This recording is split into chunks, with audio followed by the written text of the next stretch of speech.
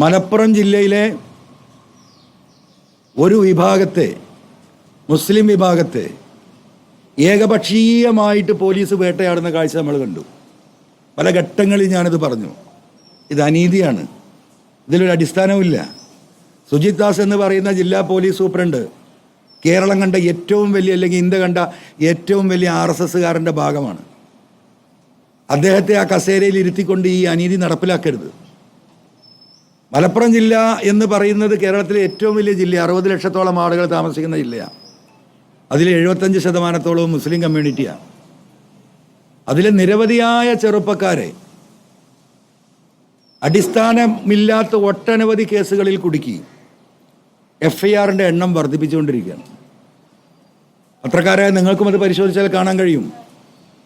ഒരു വർഷത്തിൽ 10,000 12,000 FIRകൾ രജിസ്റ്റർ ചെയ്യപ്പെട്ട മലപ്പുറം ജില്ല അത് 30,000 40,000 45,000 ഉയർത്തിയത് ഈ സുജിത് ദാസാണ്. അതിൻ്റെ ഭാഗമായിട്ട് ലക്ഷക്കണക്കിന് ചെറുപ്പക്കാർക്ക് പാസ്പോർട്ട് എടുക്കാൻ യാതൊരു നിവൃത്തിയില്ല. പാസ്പോർട്ട് എടുത്ത് വിദേശത്ത് പോയി ഒരു മാസത്തെ ലീവിന് വന്ന് പാസ്പോർട്ട് പുതുക്കി പോകാൻ ആഗ്രഹിക്കുന്ന ഒരാളുകൾക്കും പാസ്പോർട്ട് പുതുക്കി പോകാൻ കഴിയുന്നില്ല. പല കുടുംബങ്ങളും കടം വാങ്ങി വിദേശത്തേക്ക് പോയവരാണ്. ആ കടം പോലും വീട്ടാൻ കഴിയാതെ അവരൊക്കെ ജപ്തിയിലായി, പലരുടെയും വീടുകൾ പോയി. നിരവധി തവണ ഞാൻ പറഞ്ഞു ഇടപെടണം, പക്ഷെ ഒരു ഇടപെടലുണ്ടായില്ല എന്ന് മാത്രമല്ല, അത് പ്രോത്സാഹിക്കപ്പെട്ടുകൊണ്ടേയിരുന്നു. അതിനെ ഞാൻ ചോദ്യം ചെയ്തു. നിങ്ങൾക്കറിയോ, കേരളത്തിൽ 2019 പ്രളയത്തിന് ശേഷം കേരളത്തിലെ 44 പുഴകളിലും മണലും മണ്ണും വന്ന് അടിഞ്ഞു കയറിയിരിക്കുകയാണ്. ഇപ്പോൾ ചാലിയാർ പുഴ വെള്ളത്തിലാണ്. ഏത് സമയം 4 മഴ പെയ്താൽ വെള്ളപ്പൊക്കമാണ്. പുഴയുടെ താഴ്ചയുടെ നിലവാരത്തിൽ നിന്ന് 2 മീറ്ററും 3 മീറ്ററും ഈ മണൽ വന്ന് അടിഞ്ഞിരിക്കുകയാണ്. ഈ വിഷയം നിയമസഭയിൽ ചർച്ച ചെയ്തു. ഗവൺമെൻറ് തീരുമാനമെടുത്തു ഈ മണലുകൾ മുഴുവൻ വാരി ഒഴിവാക്കാൻ. അത് വിൽപ്പന നടത്താനുള്ള അധികാരം പഞ്ചായത്തുകൾക്ക് കൊടുത്തു.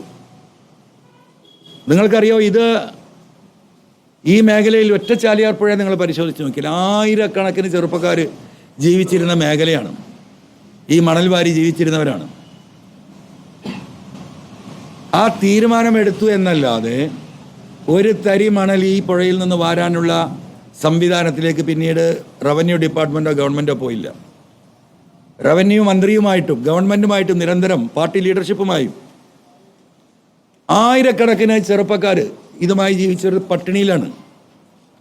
4, 5, 10 തൊഴിലാളികൾ കൂടിയിട്ട് ഒരു പിക്കപ്പ്, ഒരു ടിപ്പർ, ചെറിയ ടിപ്പർ വാങ്ങും. 50,000 1 ലക്ഷമോ ഉണ്ടായി ഒരു 4 5 ലക്ഷം രൂപ മുടക്ക് വരുന്ന വണ്ടിക്ക് 1 ലക്ഷം മുടക്കി 10 പാവപ്പെട്ട ചെറുപ്പക്കാർ 4 ലക്ഷമോ 5 ലക്ഷമോ ലോൺ എടുത്ത് ഈ വണ്ടി വാങ്ങി. അവർക്ക് അവരെ തൊഴിൽ നഷ്ടപ്പെട്ടു എന്ന് മാത്രമല്ല, അവരുടെ പലരുടെയും, എൻ്റെ വീടിൻ്റെ ചുറ്റും അന്വേഷിച്ചാൽ നമുക്കറിയാം എത്ര ആൾക്കാരുടെ വീട് പോയിട്ടുണ്ടെന്ന്. എന്താ വാരാത്തത്?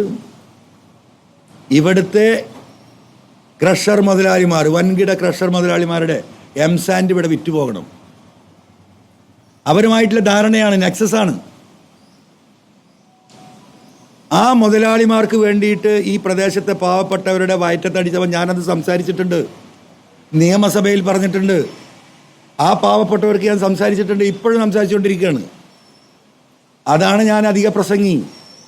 ആ പ്രസംഗം എനിക്ക് തുടരാതിരിക്കാൻ പറ്റുമോ? ഓരോ മേഖലയെടുത്ത് നിങ്ങൾ പരിശോധിക്കുക. ഈ വനമേഖല എന്താ സ്ഥിതി? ഇപ്പോൾ കാളികാവിൽ കടുവയെ പിടിക്കാൻ വെച്ച കൂട്ടിൽ പുലി കുടുങ്ങിയിരിക്കുകയാണ്. കടുവയെ കൊടുക്കാൻ വെച്ച കൂട്ടിൽ വേറെ ഏതൊരു പുലി വന്ന് കയറിയിരിക്കുന്നു. നിങ്ങൾ റിപ്പോർട്ട് ചെയ്തല്ലോ നിങ്ങൾ. ഇന്ന് പാലക്കാട് ജില്ലയിൽ ആന ചവിട്ടി കൊന്നിരിക്കുന്നു. നിരന്തരമായി ഈ ഗവൺമെൻറ്റിനോട് ഞാൻ പറഞ്ഞ വിഷയമാണ്.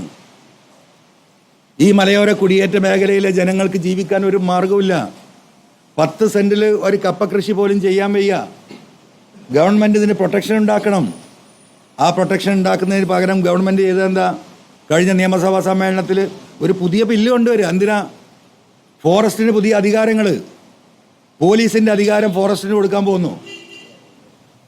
ഫോറസ്റ്റ് ഉദ്യോഗസ്ഥന്മാർ അറസ്റ്റ് ചെയ്യുന്ന പ്രതികളെ DFOയുടെ മുന്നിൽ ഹാജരാക്കി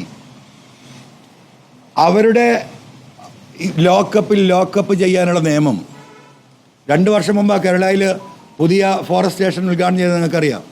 അത് പോലീസ് സ്റ്റേഷനേക്കാളിലും വലിയ ലോക്കപ്പ്. ഞാൻ അന്ന് മന്ത്രിയോട് ചോദിച്ചത് എന്തിനാ അത് ചെറിയ മാറ്റങ്ങൾ വരാൻ പോകുന്നുണ്ട്. അപ്പോൾ ഒരു പോലീസിൻ്റെ അധികാരം എന്ന് പറഞ്ഞാൽ പോലീസ് അറസ്റ്റ് ചെയ്താൽ SP-യുടെ മുമ്പിലല്ല ഹാജരാക്കേണ്ടത്, കോടതിയുടെ മുമ്പിലാണ്. അതിനെയും മറികടന്ന്, ഇന്ത്യയിൽ എവിടെയില്ല കേട്ടോ, അതിനെയും മറികടന്നിട്ട് കോടതിയുടെ അധികാരം പോലും ഫോറസ്റ്റ് ഡിപ്പാർട്ട്മെൻറ്റിന് കൊടുക്കുന്ന അമെൻമെൻറ്റ് ആരെങ്കിലും ഉണ്ടിയോ?